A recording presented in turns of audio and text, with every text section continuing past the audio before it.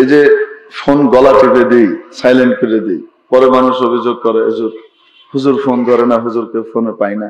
এই যে গলা খোলা রেখে দিয়েছিলাম, কিছুক্ষণ পর পর পিরপির পিরপির পিরপির করেই যাচ্ছে, ঠিক না? তো কাজ করবো কেমনে? আবার এখান থেকে যখন বয়ান শেষ করে যাব, তো আউয়ালু নাসিন, সর্বপ্রথম মানুষ ভুলে গেছিল, তো আমিও তো ভুলবো। নাসিয়া আদম ফানাসিয়া দুররিয়াতুহু, আদম আলাইহিস সালাম ভুলে গেছেন, তাই তার পোলাপাইনও ভুলে যায়। কারণ এখান থেকে নেমে যে আবার অন করব, এটা অন করতে ভুলে যাই, জেনারেল মুডে আনতে ভুলে যাই, গাদা খানিক মিস কল জমা হয়ে থাকে। পরে মনে আক্ষেপ করে যে হুজুর তো ফোন ধরে না, ধরবো কেমনে গন? যখন যাদের মাঝখানে বসি, ওই সময় ফোন খোলা থাকলে কোনো কাম করা যায় না। আর ফোন ওলারা কোনো সময় ফোন করে বলে না, হুজুর এখন কি কথা বলার সুযোগ আছে, আমি কি 1 মিনিট বলতে পারি? এটা না, ধরে শুরু করে দেয়, আপনি অমুক নেই যে, হ্যাঁ আমি অমুক জায়গার থেকে কইলা, আমার তো প্রোগ্রাম একটা লাগবো, আমরা আপনারে বেশ বালা পাই, আপনি আইবান। শুরু হয়ে গেল। এখন কথা বলার সময় আছে না নাই? এগুলি নাই, শুরু হয়ে যাবে। একদিন রাত 2:30টার পরে আমাকে ফোন দিয়েছে একজন। কয়টায়?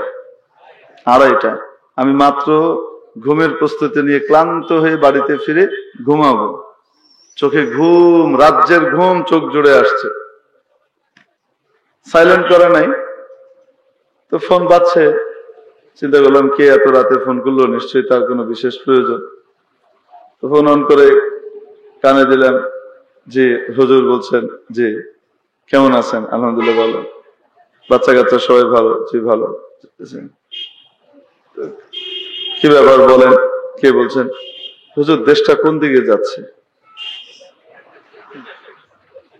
রাত 2:30টার সময় ঘুম থেকে জায়গায় প্রশ্ন করতেছে, দেশটা কোন দিকে যাচ্ছে?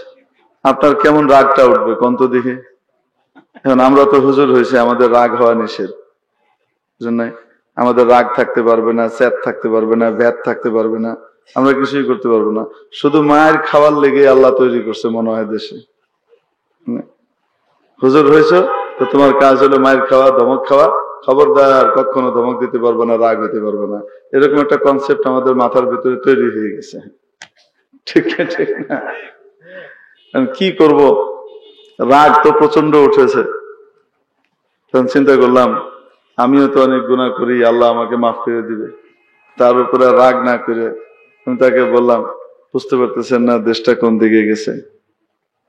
দেশটা কোন দিকে যাচ্ছে বুঝতে পারছেন না? আপনার মতো গুরুত্বপূর্ণ একজন ব্যক্তি আমার মতো এক সাধারণ ব্যক্তির ঘুম হারাম করে রাত 2:30টার সময় ঘুম ভাঙিয়ে জিজ্ঞেস করতেছেন দেশটা কোন দিকে যাচ্ছে। তা আপনি বুঝতে পারতেছেন না এরকম মহান ব্যক্তিরা যেখানে থাকে ওই দেশের কি দশা হয়? আর কি বলবো বলেন?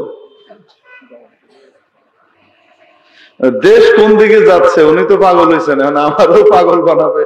দেশের চিন্তা করার জন্য লোক আছে না নাই?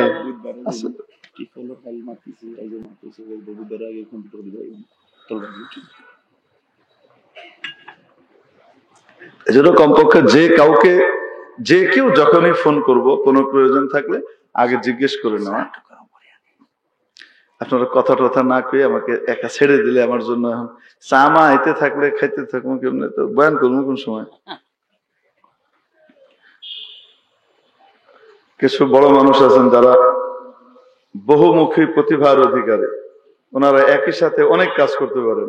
আমি হলাম ছোট মানুষ, এই জন্য আমি বয়ান করতে বললে চাও খাইতে পারি না, অন্য কিছু খাইতে পারি না। কিন্তু অনেকে আছেন মাশাআল্লাহ, চাও খাইতেছে, দুধও খাইতেছে, বয়ানও চলতেছে, বয়ান চমৎকার বয়ান করতেছে। ঠিকই ঠিক না? আমি তো হুদা বয়ান করেও সুন্দর মতো কিছু কইতে পারি না। মানুষ বিরক্ত হয়ে যায়, কখন ছাড়বে, তাড়াতাড়ি ছাড়লে ছুটি পাবো, বাড়ি যাবো। আল্লাহ, এখন চাটা এখন আমার সামনে দিয়ে না, এগুলি লয়ে যান।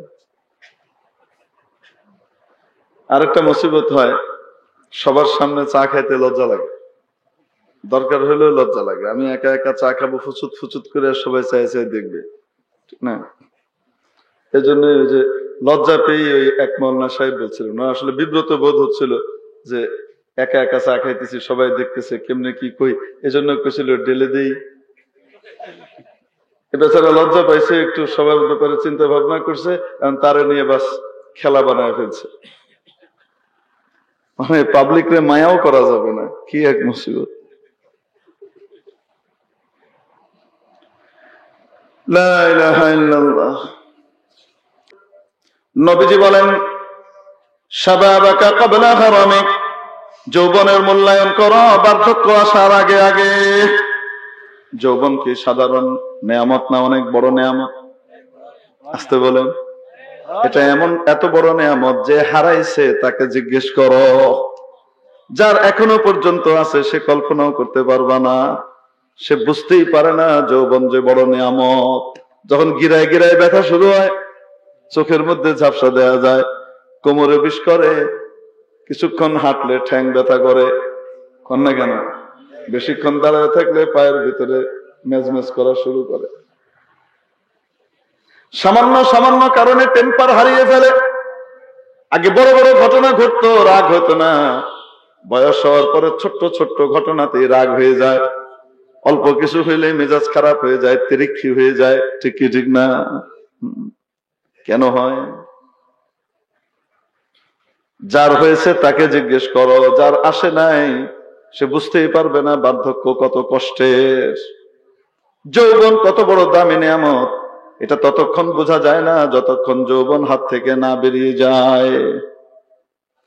এমন এক বয়স, যে বয়সে মানুষ যা ইচ্ছা তাই করার শক্তি রাখে, ভালো করতে পারে, খারাপও করতে পারে। ওই সময়টা যদি নিজের যৌবনকে আল্লাহর ইচ্ছায় ব্যবহার করে, কার ইচ্ছায়?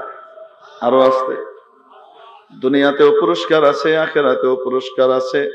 আখিরাতের পুরস্কার হলো, নবীজি বলেন, যেদিন আল্লাহর আরশের ছায়া ছাড়া আর কোনো ছায়া থাকবে না, সেদিন রব্বুল আলামিন যেই যুবক যৌবনে আল্লাহর ইবাদত করেছে, যৌবনটাকে আল্লাহর ইচ্ছায় কাটিয়েছে, তাকে মাওলা আরশের ছায়া তলে জায়গা দান করবেন।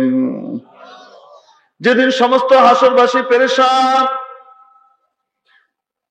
সূর্য মাথার আধা হাত উপরে, মরে যাওয়ার কথা কিন্তু মরবে না, ওমা হুয়া বিমাইয়িত, কারণ আল্লাহ মরণকে নিষিদ্ধ করে দেবেন, আর মৃত্যু আসবে না, কিন্তু যন্ত্রণা হবে কি হবে না?